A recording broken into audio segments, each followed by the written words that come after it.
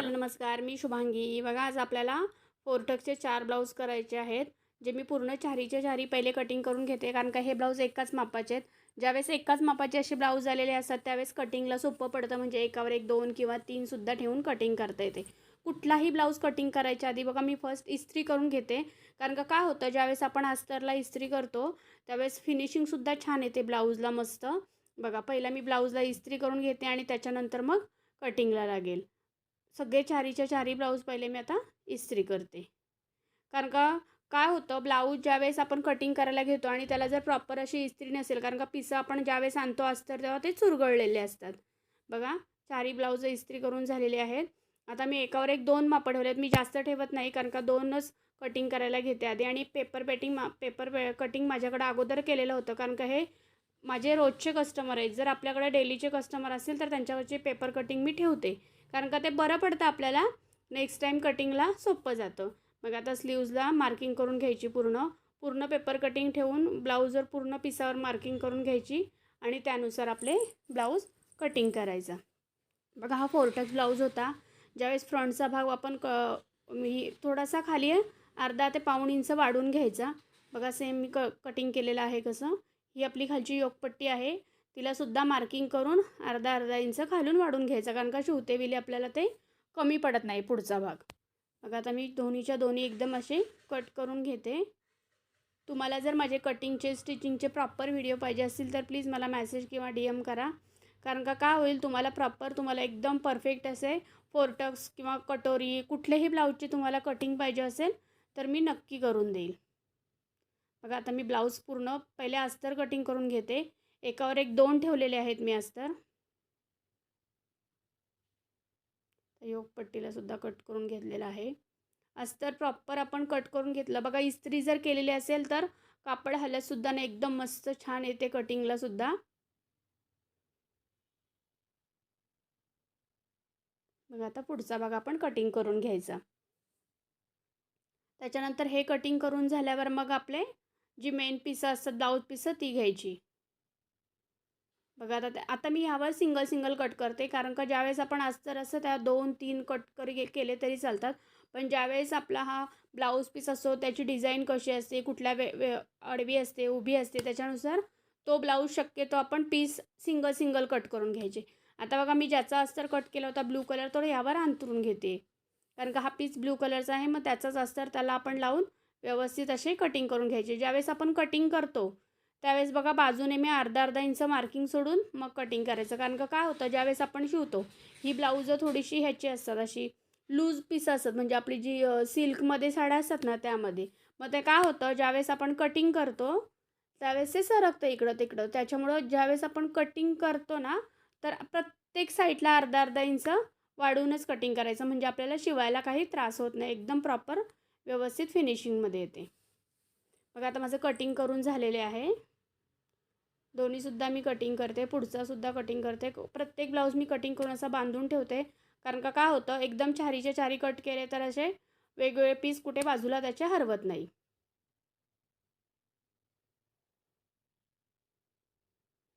बघा आता आपण दुसरासुद्धा मी कटिंग करून घेते. त्याचप्रमाणे सेम प्रोसेस आहे कटिंगची. आणि ह्याचं जर तुम्हाला डिटेल्समध्ये बघायचे असेल तर प्लीज मला मेसेज करा, मी तुम्हाला एकदम डिटेल्समध्ये सांगेल ह्याचे, कारण का मला आता चारी पीस ब्लाऊज पूर्ण करायचे आहेत, त्याच्यामुळे मी असं एकदम डिटेलमध्ये सांगत नाही, पटापट करून घेते.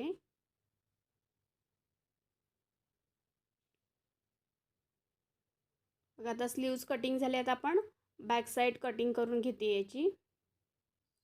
ह्यालासुद्धा आपण कुठलाही पीस असू द्या आपण अर्धा इंच वाढूनच कटिंग करायचं, कारण का काय होतं मग ते शिवायला सोपं होतं आपल्याला. बाजूचा जो एक्स्ट्रा आहे तो मी काढून घेते, म्हणजे तो आपल्याला पायपिंगला वगैरे होईल. बघा आता लगेच ज्यावेळेस कटिंग होतात पिसं त्यावेळेस सगळ्यांचे दोरे काढून ठेवायचे, म्हणजे शिवायला आपल्याला पटकन होतं, कारण का प्रत्येक दोरा शोधण्यासाठी वेळ लागतो, मिसमॅच होतो दोरा, मॅचिंग मिळत नाही पटकन.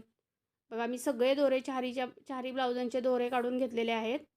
आणि आता शिवायला मग आपल्याला पटपट खूप वेळ लागत नाही, अशी कटिंगची तयारी असेल आपल्याकडे प्रॉपर तर. बघा आता मी पहिला शिवून घेते. बॅक साईड पहिली कधीही ब्लाऊज घेताना पहिली मी बॅक साईडच घेते. बघा त्यांचं माप आखून घेतलं गळ्याचं वगैरे. कटिंग मी बॅक साईड आपण कटिंग करून घ्यायची आणि त्याच्यानंतर आता जे मेन कापड आहे त्यावर ठेवून मी उलटसुलट वगैरे करत नाही, कारण का हे जे कस्टमर आहेत त्यांना प्रॉपर अशी पायपिंग लागते. मग त्याच्यामुळं मी आतल्या साईडने ब्लाऊजचा पीस जॉईन करून घेते.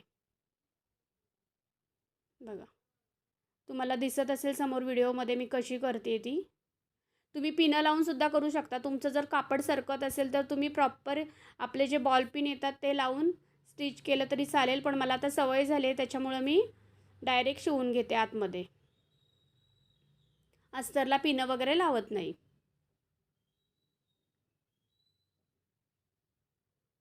बघा, आता अस्तरला कापड जॉईन करून झालं की जे आतलं एक्स्ट्राचं जे कापड आहे ते कट करून घ्यायचं. यासाठी आपण ज्यावेळेस कटिंग करतो त्यावेळेस एक्स्ट्रा वाढून घेतो, कारण का जेणेकरून अस्तरचा भाग आपला सरकत नाही. बघा, आता जेवढा उरलेला भाग आहे तेवढा आपण प्रॉपर कटिंग करून घ्यायचा त्या अस्तरच्या मापानुसार.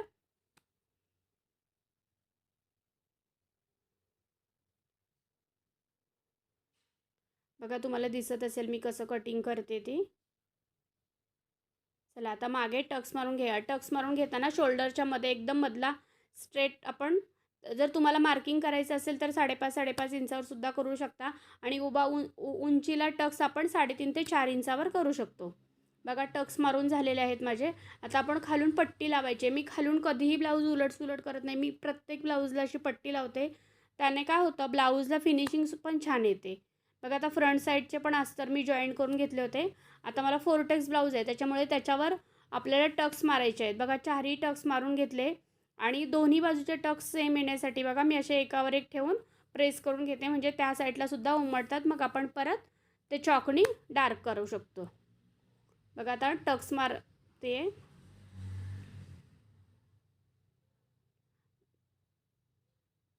आता दोन्ही साईडला टक्स असे मारून घ्यायचे. मी सिंगल शिलाई मारते. शिलाई छान अशी नॉर्मल, एकदम बारीक पण नाही एकदम मोठी पण नाही, मीडियम शिलाई निघत वगैरे नाही असे सिंगल मारली तरी पण.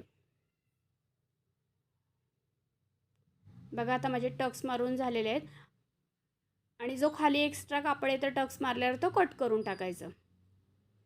बघा, आता दुसऱ्याला सुद्धा मी टक्स मारते. तुम्हाला मी टक्स किती घेतले, काय घेतले, ह्याचं जर प्रॉपर मेजरमेंट पाहिजे असेल तर प्लीज मला मेसेज करा. मी यावर सुद्धा पूर्ण फुल व्हिडिओ करेल की फोरटेक्स ब्लाऊजचे टक्स कसे घ्यायचे पूर्ण असे मेजरिंग. आता कोणाचं 34 असेल 36 असेल त्यानुसार वेगवेगळी साईजनुसार टक्स घ्यावे लागतात. बघा,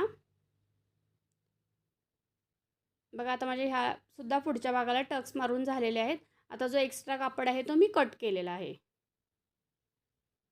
आता त्याच्यानंतर योकपट्टी जॉईन करायची खाली. बघा, सरळवर उलटी ठेवायची, शिलाई मारून घ्यायची आणि परत त्याला असं उलट घालून हे म्हणजे प्रॉपर आतून छान अशी फिनिशिंग येते. उंची मोजायची आपली त्यानुसार. बघा, आता मी सरळवर उलटं केलेलं आहे आणि दोन्ही पार्ट जॉईन करून मग शिलाई मारायची. मग काय होतं, ज्यावेळेस आपली आतून प्रॉपर मस्त फिनिशिंग येते, म्हणजे वर असे दोरे बिरे दिसत नाही आणि त्याला असं ओढून काढायचं बाहेर. बघा, किती छान अशी फिनिशिंगमध्ये योकपट्टी लागली जाते. जेवढं एक्स्ट्रा असेल ना तुमचं असं कूट बाहेर आलेलं तेवढं कटिंग करायचं. बघा, माझे दोन्ही पार्ट शिवून झालेले आहेत मागचा पुढचा. आता मी दोन्ही जॉईन करून घेते. मागचा पुढचा मागचा बाजू मी सरळ ठेवली आहे आणि फ्रंट साईड मी उलट ठेवली आहे. त्याच्यानुसार आपण दोन्ही साईड जॉईन करून घ्यायची. बघा, आता दोन्ही जॉईन करून झाले. जे एक्स्ट्रा असेल शोल्डर आपण मोजून घ्यायचे दोन्ही साईडचे, कारण का कधी कमी होतं कधी जास्त होतं. मग दोन्ही साईडचे प्रॉपर पहिले मोजून घ्यायचे किती आहे ते, दोन्ही सेम करून घ्यायचे. बघा, माझे दोन्ही मोजून तयार झालेत. त्याच्यानंतर आपल्याला प्रॉपर जर ब्लाऊजला फिटिंग वगैरे पाहिजे असेल तर व्यवस्थित ब्लाऊज कटिंग करून घ्यायचं. बघा, आता स्लीव्ज लावते. जी फ्रंट साईड आहे ती आतली कमी आहे थोडीशी, त्याच्यानुसार ब्लाऊज ठेवलं आहे. बघा, स्लीव्ज जॉईन करून घ्यायची.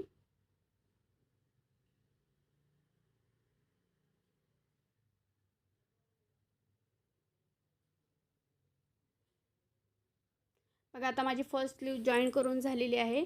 आता मी दुसरी एक्स्ट्रा असेल, जेवढं आपलं एक्स्ट्रा असेल ते सगळं कट करून घ्यायचं. बघा, आता दुसरीसुद्धा, कारण का गोल मुंड्याचा जो आतला आकार आहे तो फ्रंट साईडला आला पाहिजे, म्हणजे जेणेकरून आपली स्लीव्ज बसताना अशी ओढली वगैरे जात नाही, छान मस्त प्रॉपर बसते स्लीव्ज. मी सगळ्याचे डिटेल्सवर व्हिडिओ बनवेल, कारण का तुम्हाला प्रत्येक पार्टचे स्लीव्ज कटिंग कशी करायची काय, कारण का प्रत्येक ह्याचे वेगवेगळे आहेत. प्रत्येकाच्या छातीनुसार मुंड्यानुसार स्लीव्ज आपली कटिंग होते. बघा स्लीवसुद्धा जॉईन करून झालेत माझ्या आणि एक्स्ट्रा जर असेल तर आपण कटिंग करून टाकायचं. चला आता प्रॉपर फिटिंगचं माप टाकूया. मी आता सरळवरच पहिली एक टीप मारून घेते. म्हणजे काय आपल्याला ओव्हरलॉक वगैरे करायची गरज नाही पडत. ज्यावेळेस आपण सरळवर टीप मारतो तेव्हा. बघा आता सरळवर आपली जी बाही असते तिच्यात आता सपोज तुमचा 5.5चा दंडा असेल तर त्यात 2 इंच शिलाई मार्जिन घेऊन एक्स्ट्रा बघा तिथे माप टाकायचं आणि प्रॉपर फिटिंगची शिलाई मारून घ्यायची. बघा आता मी सरळवर शिलाई मारली. दोन्ही साईडला सरळवर शिलाई मारून घ्यायची.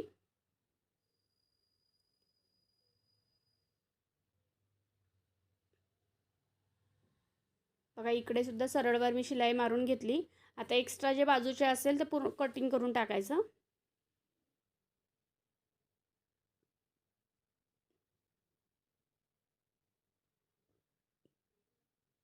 आता आतून एक पलटी करायचं आणि एकदम बाजूने नॉर्मल एकदम बाजूने शिलाई मारायची म्हणजे कडेला म्हणजे आपल्याला फिटिंगचं माप टाकायला बरं पडतं.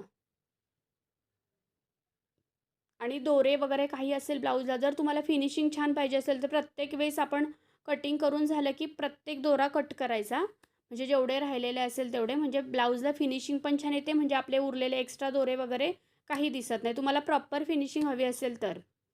बघा माझा प्रत्येक शिवून पाठ झाला की मी जेवढे दोरे असतील तेवढे सगळे कटिंग करून घेते. आता आपला जर तुमचा मापाचा ब्लाऊज असेल तर त्याला लावायचा नसेल तर तुमच्याकडे जर लिहिलेलं माप असेल कोणाचं अंगावरून घेतलं तर. बघा आता माझं एवढं एक्स्ट्रा झालं आहे. बघा मापाचा ब्लाऊज पूर्ण लावलेला आहे त्याला आणि एवढं उरतं त्याचे आपण 2 पार्ट करायचे म्हणजे 2 घडी मारायची आणि जेवढं माप येईल ते खाली कमरेला टाकायचं. बघा आता सपोज माझं 1.25 इंच आलं तर मी खाली कमरेला 1.25 इंच टाकणार प्लस वरून डायरेक्ट तशीच शिलाई मारत घ्यायचं आणि खाली तुमचा दंडगेर आहे तेवढा टाकायचा. आता माझा दंडगेर इथे 5.5 होता त्याच्यामुळे मी इथे 5.5वर खूण केलेली आहे. आणि अशी आतमध्ये तुम्हाला जेवढ्या पाहिजे तेवढ्या शिलाई मारून घ्यायच्या. मी 2 किंवा 3 मारते म्हणजे जेणेकरून कोणाला फिट लूज झाला असेल तरी शिलाई काढायला वगैरे बरं पडतात. बघा माझ्या दोन्ही साईडची फिटिंग करते मी सेम जशी त्या साईडला केली सेम याच पद्धतीने मी ही साईडसुद्धा फिटिंग करते. छातीच्या तिथं माप टाकायचं आपली जेवढी छातीची घडी असेल 9 9.5 म्हणजे फिटिंग पण छान आणि एकदम प्रॉपर येते.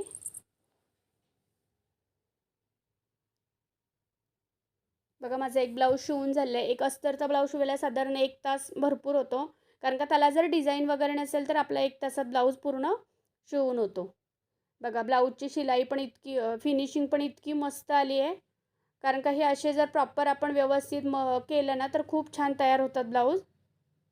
आता आपण जी पायपिंग करणार आहे त्याच्यासाठी मी कटिंग करते. पायपिंगला शक्यतो आपण क्रॉसच पट्ट्या काढायच्या कारण का काय होतं ज्यावेळेस आपण क्रॉस पट्ट्या काढतो त्यावेळेस आपली पायपिंग छान अशी मस्त ताणली जाते.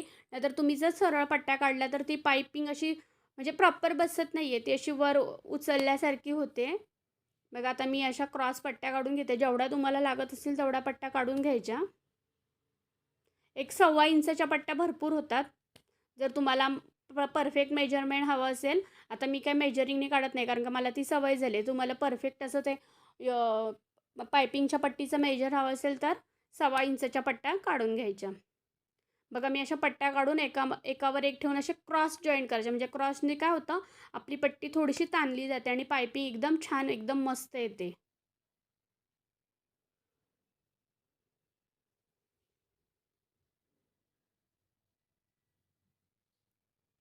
आणि ज्यावेळेस आपल्या पट्ट्या जॉईन करून झाल्या की बघा आता मी साईडने एकदम बारीक अशी शिलाई मारून घ्यायची पट्टीला.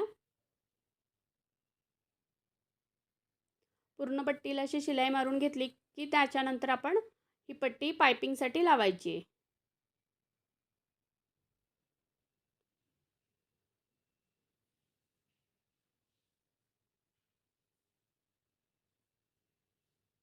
बघा आता माझी पूर्ण पट्टी तयार झालेली आहे.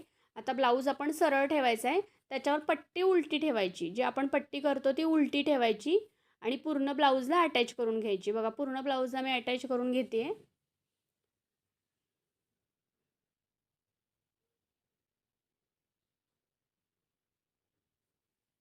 असेच तुम्हाला नवनवीन जर व्हिडिओ बघायचे असतील तर प्लीज मला मेसेज करा. तुम्हाला कुठल्या ह्याच्यावर व्हिडिओ पाहिजे.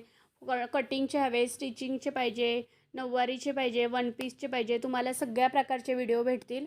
कारण का मला अजून भरपूर व्हिडिओ बनवायचे आहेत. वेळ मिळत नाही कारण का हे करते वेळी सारखं मोबाईल लावा, हे लावा, त्याच्यामुळे वेळ भेटत नाही. भरपूर दिवस झाले काम करते, पण हे टाकायला वेळ मिळत नव्हतं. म्हटलं चला आता आपण सुद्धा चालू करावं हे. कारण का जेणेकरून तर कोणाला जर येत नसेल तर प्रॉपर आपल्याकडून गाईडन्स होईल त्यांना.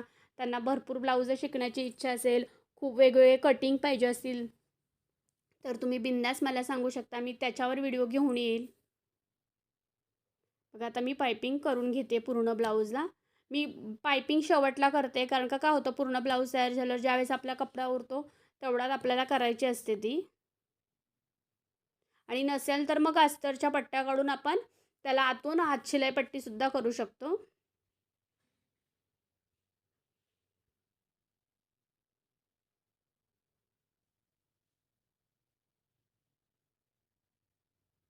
बघा आता पूर्ण पायपिंग करून घेते मी. आणि हा ब्लाऊज तयार झाल्यावर मला दुसरेसुद्धा 4 करायचे आहेत. मी काही त्याचेसुद्धा व्हिडिओ करत नाही आहे प्रत्येकाचे. कारण का काय होईल, सेम चारही ब्लाऊज सेम मापाचे आहेत. त्याच्यामुळे मला असेच शिवायचे आहेत दुसरे पण. फक्त दिवसभरात मला हे पूर्ण करायचे आहेत आणि मग संध्याकाळी हुकं वगैरे लावायला मी बाहेर देते ब्लाऊज. बघा आता माझी पूर्ण पायपिंग करून होईल.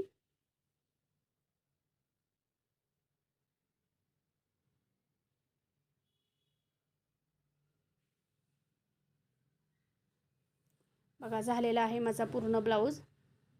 एकदम फिनिशिंगमध्ये आलेलं आहे बघा. तुम्ही बघू शकता त्याची फिनिशिंगसुद्धा. एकदम प्रॉपर असा ब्लाऊज आलेला आहे बघा बॅक साईडने सुद्धा. त्याच्यामुळं प्रत्येक ब्लाऊज कटिंग करताना पहिलं इस्त्री करून घ्यायचं. बघा आता मी दुसरासुद्धा झालेला आहे माझा. एक तासाभराने दुसरासुद्धा मी पूर्ण केलेला आहे. असे 4ही ब्लाऊज मी पूर्ण केली. बघा हा तिसरा आहे आणि तो फर्स्ट जो केला तो. मी सकाळी जे हे 4ही कटिंग करून घेतले होते ते सगळेचे सगळे माझे पूर्ण झालेले आहेत. आता ह्यांना हुकं वगैरे लावून बाहेर द्यायचे आणि मग हुकं वगैरे लावून आल्यावर परत आपण ज्यावेळेस आपण कस्टमरला देतो त्यावेळेस प्रॉपर अशी इस्त्री वगैरे करून ब्लाऊजं द्यायची. त्याच्यामुळं फिनिशिंगसुद्धा छान येते आणि कस्टमरसुद्धा खुश आणि ब्लाऊज व्यवस्थित बसतात. थँक्यू. जर तुम्हाला माझे व्हिडिओ आवडत असतील तर चॅनलला सबस्क्राईब करा, लाईक करा आणि कमेंट करायला विसरू नका. थँक्यू.